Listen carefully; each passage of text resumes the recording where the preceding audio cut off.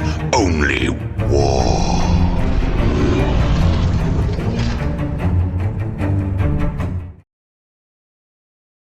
What is up, gents? 40k Dirtbags here. We are going to do 6-game battle report for the GT we just placed first in at the Maryland Open. There was about 68 players there. Insane competition in the Northeast. We are hit with the plague. Allergies were insane today, so I apologize if I sound a little stuffy.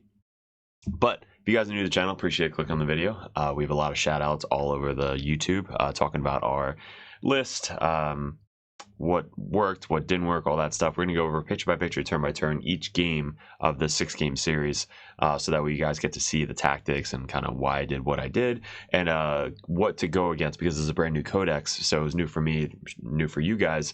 So it's really good to kind of see what works and what doesn't work going into the next RTTs and GTs coming forward. So if you guys are new to the channel, we got first Grey Knight player in the world, I think 3 years ago. Chaos Space Marines was last year #1 player in the world.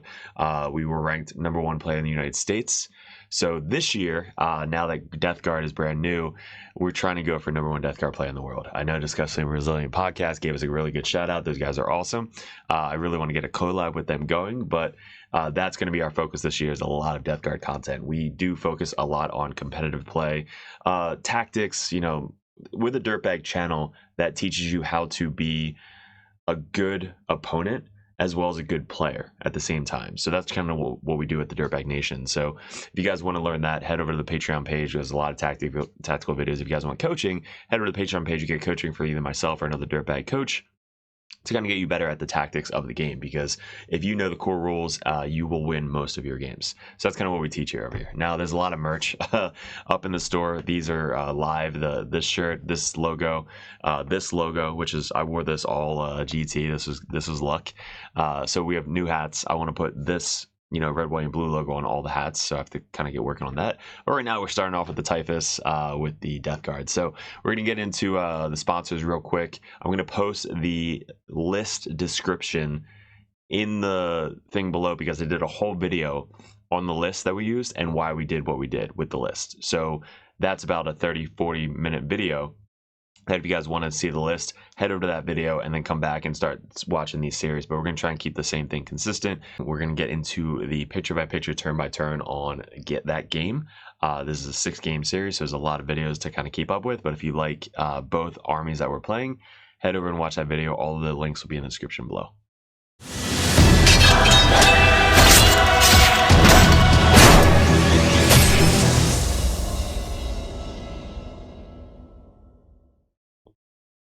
All right, guys, if you want to support the channel, head over to the merch store. The description below has the link.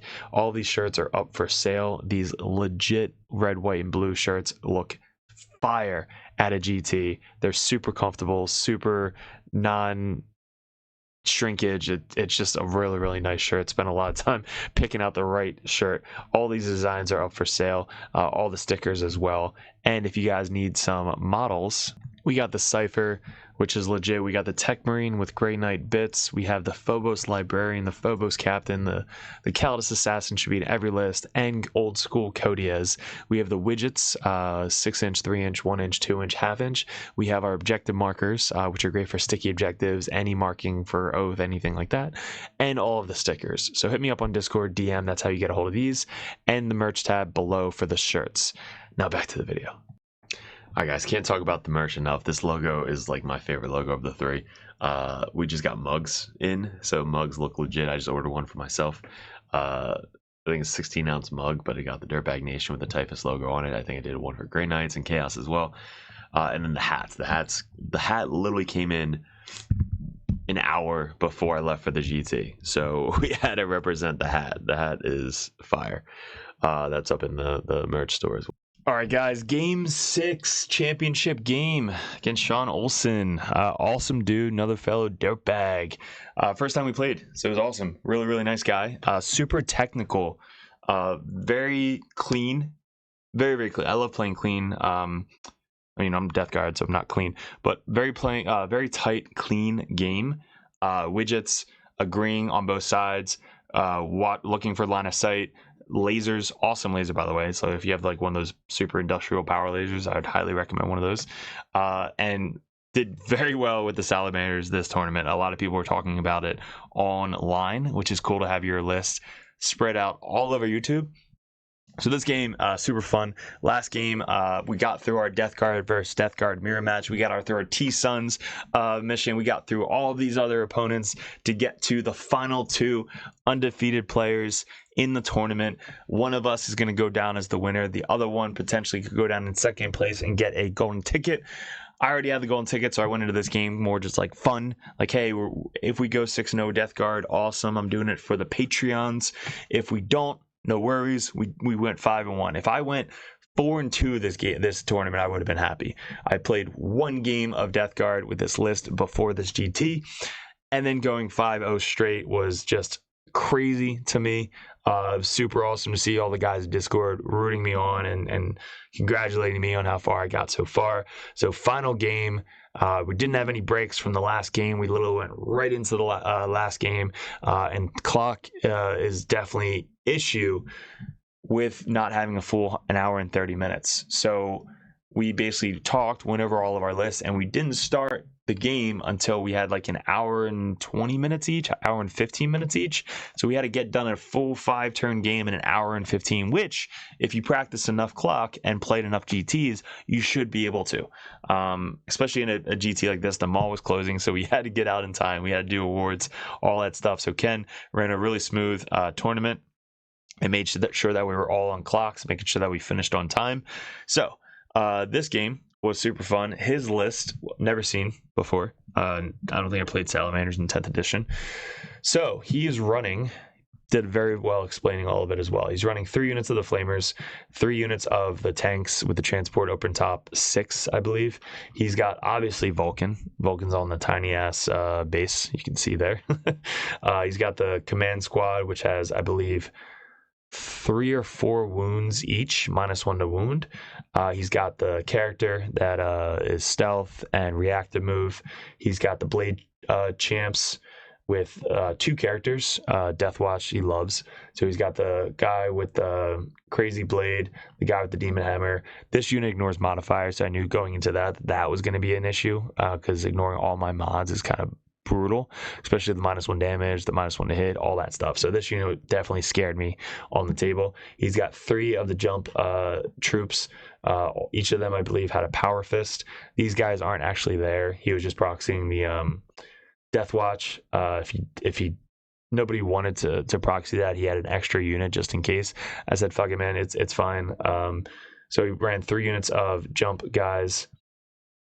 He's got 2 Razorbacks with last cannons, 1 Rhino, which he says, yes, nobody runs a Rhino. And then he's got Melta dudes, and Melta dudes. So tons of Flamers, tons of Meltas, tons of tanks. Crazy ass list. He's doing very, very well. So that was his. I never played it before, so I kind of like, all right, what the hell? How do I get at his guys? Because if I can get into Marines with my Death Shroud, they're just going to take them off the table. So we'll kind of tell you what our game plan was going into it. So let's get into our deployment. It was standard take hold, raise banners. And I believe it was 20 inches up right there, and then 12 inches up. So a little stepping stone. And same thing with him. He actually started deploying all of his guys in this building. We didn't catch it till like halfway through deployment. I was like, wow, your guys are super, super close already. And then I put my thing down because his tank was like up here. So I was like, bro, like it's 20 inches up. So I put the tape measure down. He's like, oh shit. So we had to move all of his guys back behind this little wall right here. So that was pretty funny. That was just to start the game. Yeah, you can see we started with an hour and 15 over there because we talked a lot to start the game. And then he started over here, Vulcan right up center because he does a lot of buffs. And then the blade champs, all the transports up there, and 1 transport in the center. So he had a lot of MSU in this list, so a lot of secondary, which is good. I think at the end, we'll go over deployment on where he could have deployed a little bit differently. For us, like I said, we only have 8 drops. So all of our 8 drops have to be precise for secondaries, because we have to try and get containment, which is going away. We have to try and get containment, we have to try and get engaged, we have to try and get cleanse, we have to try and get area denial, we have to try and get established locus. So all of those we're trying to set up for turn 1 with only 8 drops. That's why spawn are very good, poxwalkers are very good, rhinos are very good, and lone op demon princes are very good. So you have to be key with where you put everything. So we don't want to put our poxwalkers all the way out in the center, because we need them. A lot of players, they just kind of put poxwalkers 9 inches away from the deployment zone. But if we go second, they just die, and then you just wasted one of your 8 drops to do secondaries with. So that's definitely good to know that going into it with your poxwalkers. If you have 3 units of poxwalkers, different story. You could start 1 in the back, 1 defensively, and 1 aggressively. So 3 units of poxwalkers I think are way better than 2. But we only had 2 with the points, so that's why we have to be very defensive with our poxwalkers. Morty right down the center. He's going to step out when he needs to, but I played Morty very defensively. If you see all my last games, Morty only comes out when he needs to come out. He's more of a buffer unit and more of a reactive move unit. He has his units all around him doing everything, and then he's there to kind of like ping off 24 inches away from simple shots, and then does the reactive move for other units around him. So that's kind of what he's in the list for. Demon Prince is just tanky as tanky as fuck, with all of his lone op and 12 and 5 of Feel No Pain, T12. So I put him there. He kind of baited a little bit, wasn't expecting that. Plague Marines are actually up here, which for first I usually put him where Morty is, but I needed something over here to get on the point. And then he put his lone op. He started his lone op character right there. So I was like, all right, if I get what's it called? Overwhelming Force, Assassinate, or No Prisoners turn 1, I can kill this guy and get all those points. So that's why I put my guys over here. So that way, if I move up, stay outside of 12 or 9 of him, I can shoot him and get some points, because he can't react to move if you're outside of 9. Plus, if you get out of the Rhino, you're being placed on the board, which doesn't count for a reactive move. So you can move up like right outside 9 with the Rhino, get out outside of 3, not trigger reactive move, and just have more shots on the lone op character. So that's really good to know, those core rules. This guy's over here, so in case I get containment, I can contain with the Rhino and this guy. Maybe if he moves up, then I get shot. And then I have the spawn, which could move up to get area denial, but I'm going to move up behind this wall, so that way if I go first, I can move out and get area denial or cleanse, or I can try and stop him from doing points with my scout moves. Plus also this movement from there to there is 8 inches, so going from that wall to the objective, I can do it in action like a cleanse over here. So that's why I moved him up 6 inches to the wall, so that way if I get cleanse turn 1, I can go out and cleanse the far objective and this objective. So again, everything in your mind you're setting up for turn 1 actions, for turn 1 secondaries. Who cares where he's deploying? You want to deploy your best to get the best secondaries turn 1. You obviously want to see where he's putting his tanks, because you don't want your tanks to get shot by his tanks. You want to hide as much as you possibly can. That's kind of what I mean by not caring where he deploys, because he's going to deploy where he deploys. You're going to deploy where you deploy. If you hide everything good enough, you don't really care about where he deploys, which is what we did. So, who had first? Salamanders had first place. Wow, first turn. So, going first, he gets cleanse and containment. Perfect. He's got so much MSU. He's able to get an easy 10 points. I'm looking at the score. I'm like, fuck. This sucks. So he gets really, really good secondaries turn 1. He moves up this tank, and he goes to Flamer, I believe, my Demon Prince. So he Flamers and then shoots the tank at my Demon Prince. He only does 2 wounds to my Demon Prince from all that. Toughness 12, 5 Feel No Pain. He has the mark from Vulcan, so he's able to get full rerolls to wound and +1 to wound with the O target. So it actually kills a lot of shit, just not toughness 12, 5 of Feel No Pain with only strength 4 Flamers. So that's a really scary combo right there. I'm sure it's really good with the Meltas that are about to come my way. But he only does 2 wounds to Demon Prince. So Demon Prince then moves back in my turn just to be defensive. He still has a lone op because he's within 3 inches of these guys. But now he's got a tank up here and Vulcan right there. Our turn 1, we get Assassinate, perfect, and bring it down. So assassinate, like I said, I wanted to kill this guy for assassinate, so that way I can get at least 5 points pretty easily. We move up our rhino, same thing like I said before. We move up this 9-inch, stay away 9 inches from that character. So that way when this rhino moves up, we get out 3. We put 2 guys on the point, and then we're now within 12 of the guy, so that way we can kill the guy with a ton of easy flamers. Everything else shoots at this rhino and takes it down to 2 wounds. And then we charge it with the poxwalkers that were behind this wall. So I need to try and stop his primary as much as possible.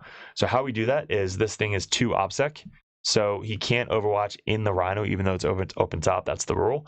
And he's not obviously going to overwatch with no flamers over there and just a transport. So don't have to worry about overwatch. They charge from they go from this side, move out. So that's like a 5-inch charge to that tank, and then I move this way for the same thing. I'm trying to contest this and that at the same time. So these guys move up to here, get both on the objective. I choose not to charge these guys. I know the spawn can probably murder these guys pretty easily, but I don't want to fail and then him pile onto the objective to stop me from stopping him.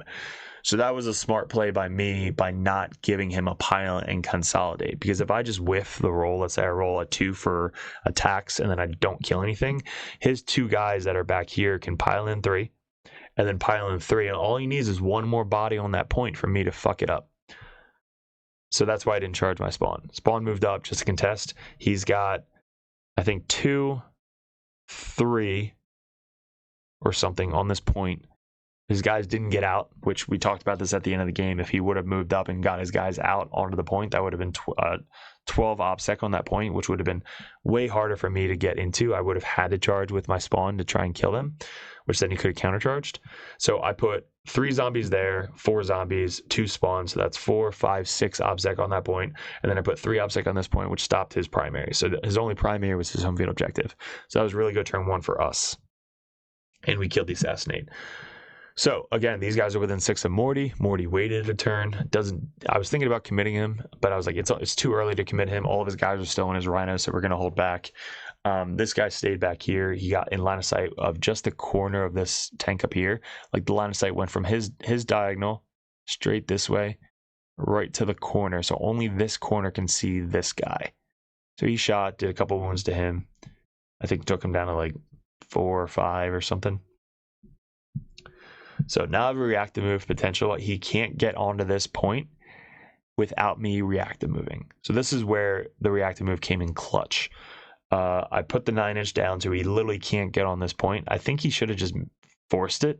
Like if he would have just got on the point and forced me to reactive move, that would have saved him or got him some extra points. So this is where he learned and I learned how strong this reactive move is. So for his turn, he's starting to commit.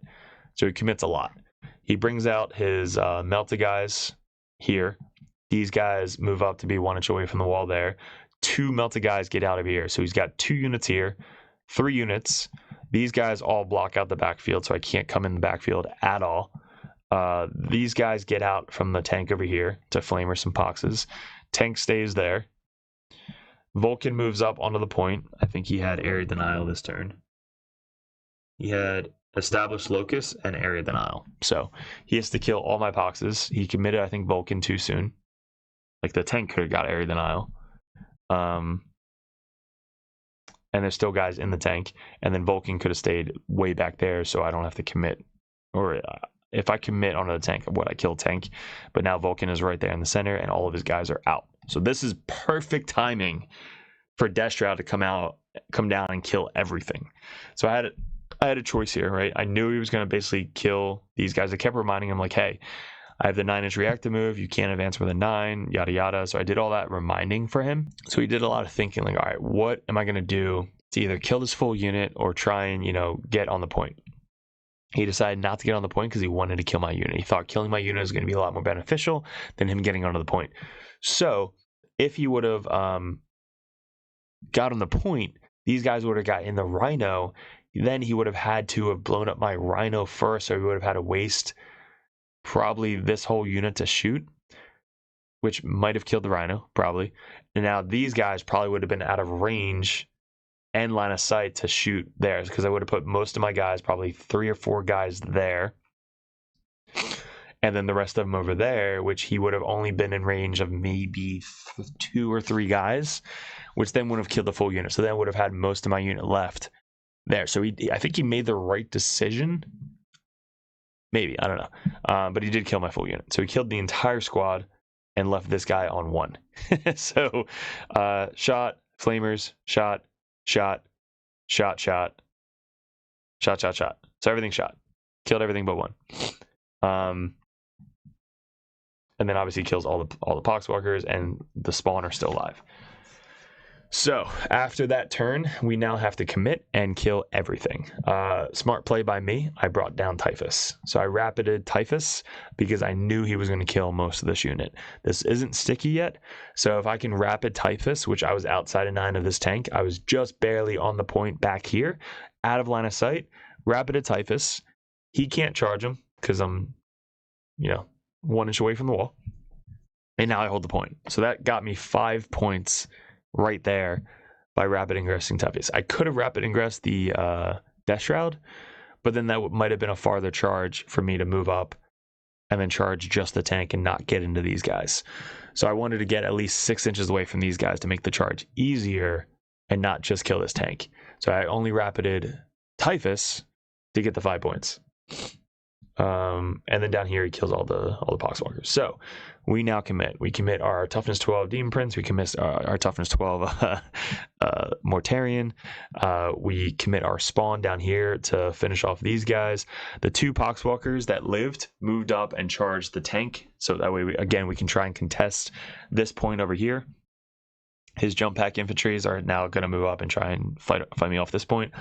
But the Death Shroud, they came down right here. So where Vulcan is, they came down, I believe, right here.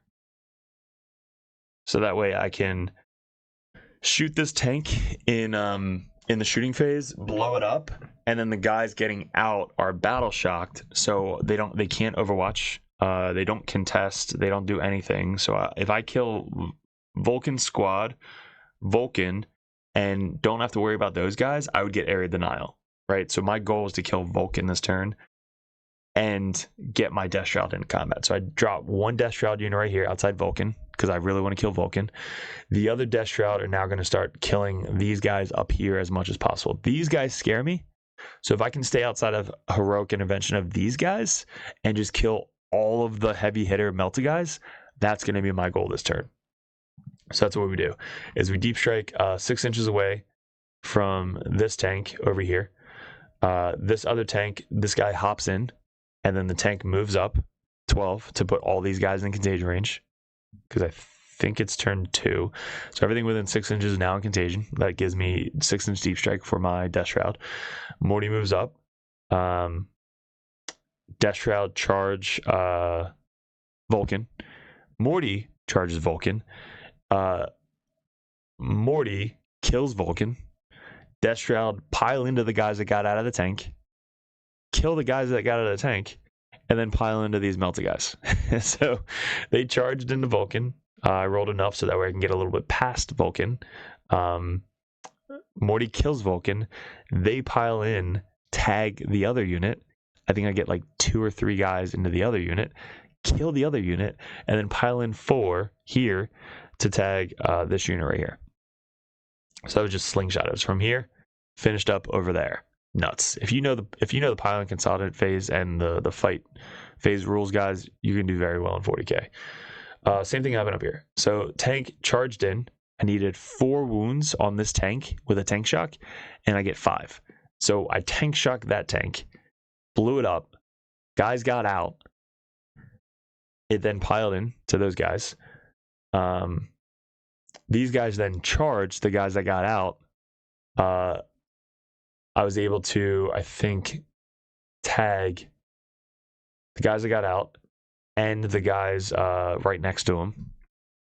or maybe I think I killed them to shooting. Maybe they weren't there. I think I killed some of them shooting. So I charged the guys that got out, and then I piled into the melters that were left. It was a solo guy and then 2 guys that was left. So he has 3 melted guys left in combat with Death Shroud.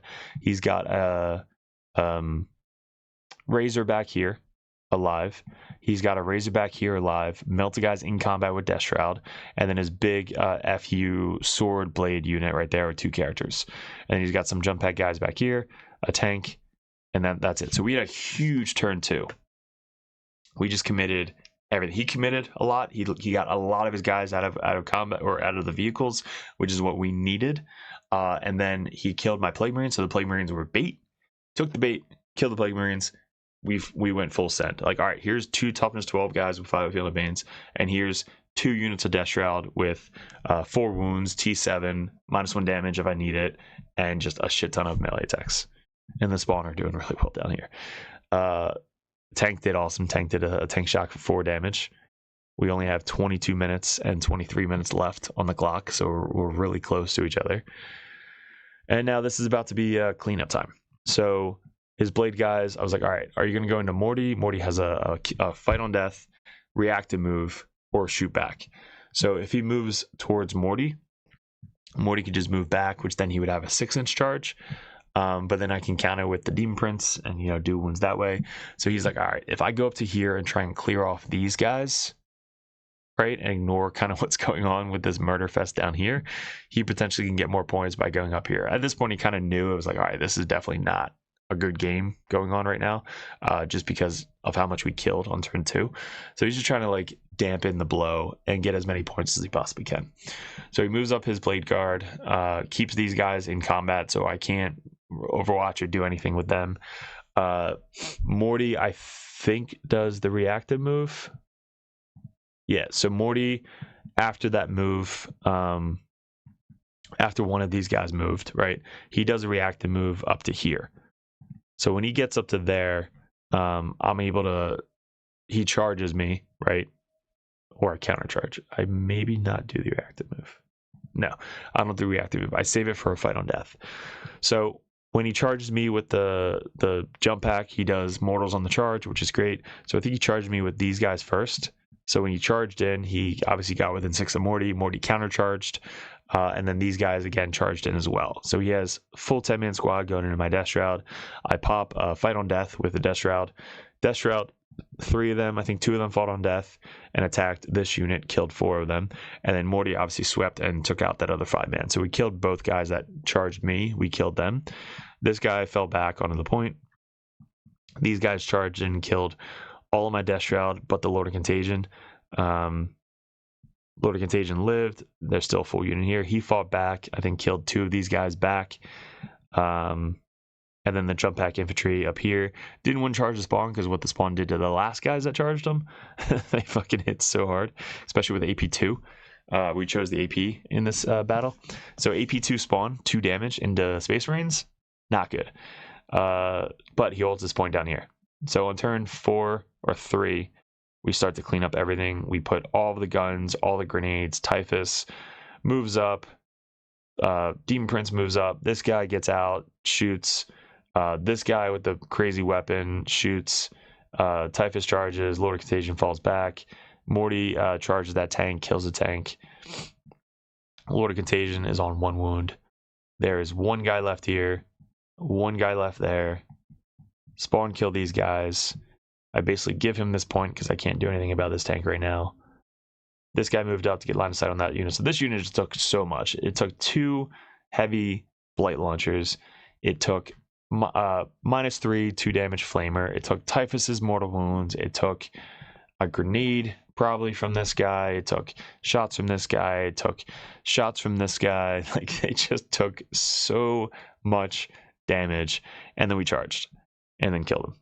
So by the end of the game, he's got 1 minute left. We have 6 minutes left. We talk it out like the last turn.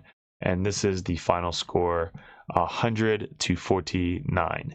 So taking hold, we were able to hold a 5 because of the maneuvering and positioning of the Death Guard by piling in, stopping his 2 OPSEC tanks, charging his tanks, not killing the tanks so that way the guys can get out.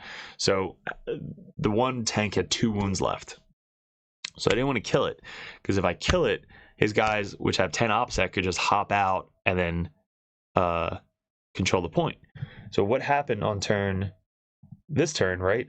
I only charged one Poxwalker into it, because that's all that I can get in base to base. And then over here, I just piled onto the point. So I knew that this one Poxwalker couldn't do 2 wounds to the tank. It could, but it couldn't do 2 wounds to the tank, because if I kill the tank, he gets out and just controls it. That's why I didn't want to kill it with my Plague Marines. Plague Marines could have killed this tank. I just chose not to, because I wanted to stop his primary. So these guys obviously could have killed this tank. The Blight Hauler obviously could have killed that tank. But again, I didn't want to commit Morty, so I kept that tank alive, because it's 2 OPSEC compared to 10 OPSEC. So that was smart by not killing this thing to stop his primary, right? If he would have moved up and got his guys out, I would have had to kill both, which I probably could have. But in this situation, kept them in, obviously just shot because he has open top 6. Same thing with this tank. I didn't want to kill the tank, because then the guys get out and then I can't control it. So that was an example of like just charging tanks, not killing them, and then stopping his primary, which is what we just kept doing. So we held him to a 5, 2, 3, 4, and 5. He didn't get any banners, didn't have any battle line on points.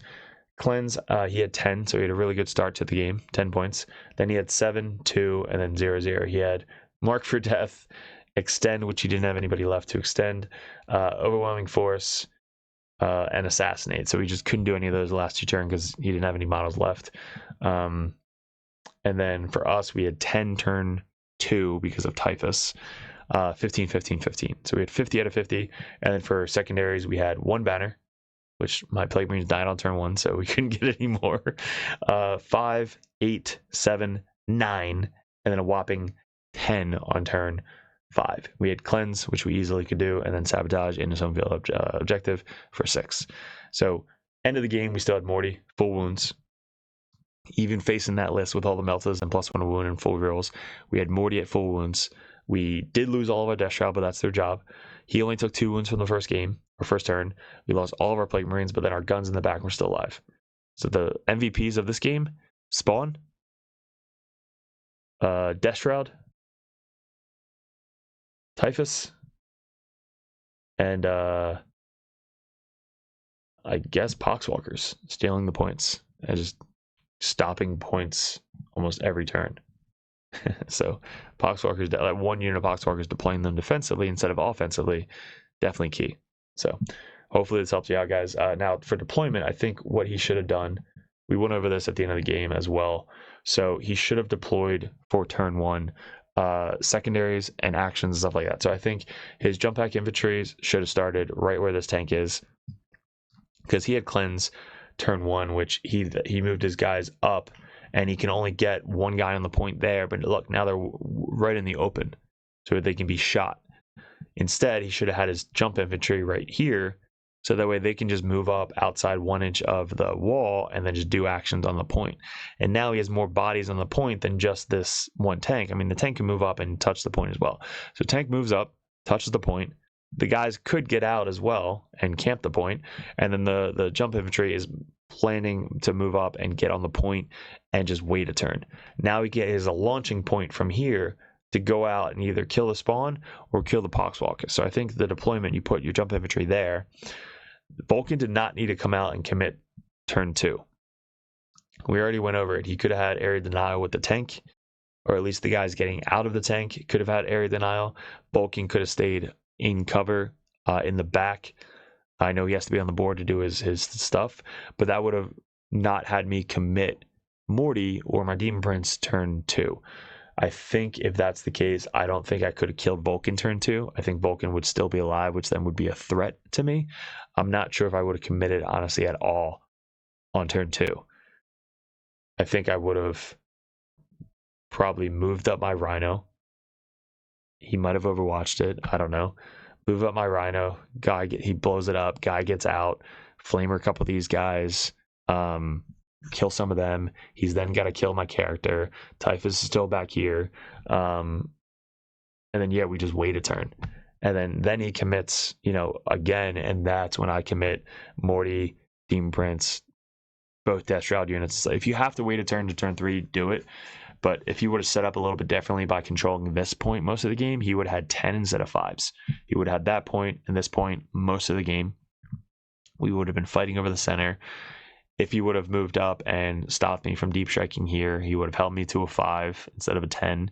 And then these guys would have been a little bit more safe. But then if he blows up my Rhino, that's actually a big deal as well. So giving me the reactive move, blowing up the Rhino, having me walk across the board, which is fucking brutal for Death Guard, definitely would have changed the game. So if he just kind of like backs up, commits a tank, stop me from getting on that point, backs up, and just blows up all my shit, all my transports, then that would have been a different game. Definitely a different game, because I'm using my Rhino to put people in contagion so my Death Shroud can come down. If I can't get you in contagion and you're too far away, I have to make a 9 discharge, which I don't want to do. So that definitely would have changed the game a lot. I think committing these guys, you didn't really need to. Vulcan, like I said, should be back here. Jump infantry probably could have put 2 of them in reserves instead of 1. But he needed to block out his backfield as well. So yeah, definitely, I think fighting over this point would have been better for him. But all in all, great game. Definitely great, fun opponent. We finish up the tournament, guys, 6-0. We win our golden ticket. This is the 3rd golden ticket we won this year. I apologize. I'm not bragging. I didn't mean to sound like a dick there. I apologize. This means that we placed 2nd in Battle for Alzheimer's, which was with Shadow Legion, so we did really well there. We won this with Death Guard, so we did really well here. We have a golden ticket from last Worlds. So if you place top 16 Worlds, this is only the 3rd time they're doing Worlds, so it's still new to Games Workshop. They gave the top 16 players from last year a free golden ticket this year, so that's awesome. So we already had a golden ticket going into the season, so I got my 2nd golden ticket at Alzheimer's, and then last golden ticket here. So there's still a lot more chances for other people to get golden tickets. If I do get another golden ticket, I wanted this one because I just want to put it on the shelf for 2025. But awesome prize support. We have this really cool horse 3D printed model, so this is going up on the shelf next to our last year's Flames of Autumn Conrad Curse trophy. Actually, I think I have that. Shit, I think it's downstairs. Conrad Curse trophy was silver because we came in 2nd, undefeated there. But yeah, really cool model. Looks awesome. But yeah, that was super fun. Let's get up everybody that placed. All right, so this is top placings. We had us undefeated. Tyler, like I said, came in 2nd. Max, congrats, won a golden ticket for Necrons. We played him final game at Battle for Alzheimer's. Sean, the last player we just played, awesome dude. He came in 4th, also won a golden ticket. Zach Hiltz, Dumpster Fire. Carson, Lee Brandy, Iron Inquisitors, Necrons. Brian Zoo, guy we drove down with, Cuddle Buddies, ran Space Marines, loving his Space Marines. He came in top 8. Let's go, B. Benjamin, playing Chaos Space Marines. We met Ben. Ben did really well, coming in 9th place. Michael, Necrons. Necrons were so scary. T-Sons. Jeff, Deathsaurus. Greg, Orcs. Brian Lean, Space Wolves. Another local guy. Gregory Hunter. Eldari. Haven't played Eldari yet.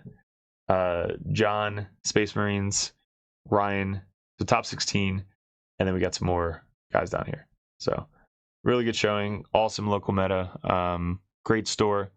Bazooka Games, they have shipments, so they do store credit. We had a $400 prize for 1st place. A lot of people got $110 store credit for a lot of smaller prizes like Best in Faction, Best Painting, winning 3 games the day after game 1. Awesome prize support. And Kenny running an awesome show. So really appreciate those guys. Really appreciate all my opponents. It was super fun tournament. Let me know in the comments below, guys, if you like these battle reports split up like I've been doing. And if you guys want to support the channel, head over to the merch store, buy some merch, really cool merch. Let me know what I'm missing if you guys want some different merch icons and logos.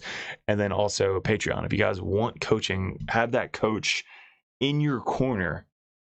$10 a month, competitive Dirtbags. You get unlimited list reviews, list ideas, questions, Grandmaster status. You get unlimited everything, and then a call once a month if you guys want to set up a call to go through RTTs coming up, GTs coming up, going over a list, going over a battle report. If you guys take pictures, and we go over picture by picture of your battle report.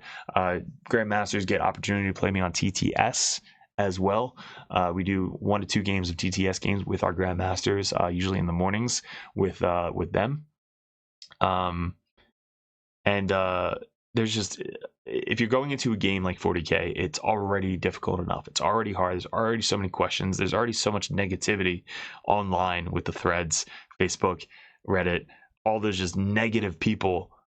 It's always good to have a professional coach in your corner to answer questions right then and there, and that's what the Patreon page and Dirtbag Nation is all about.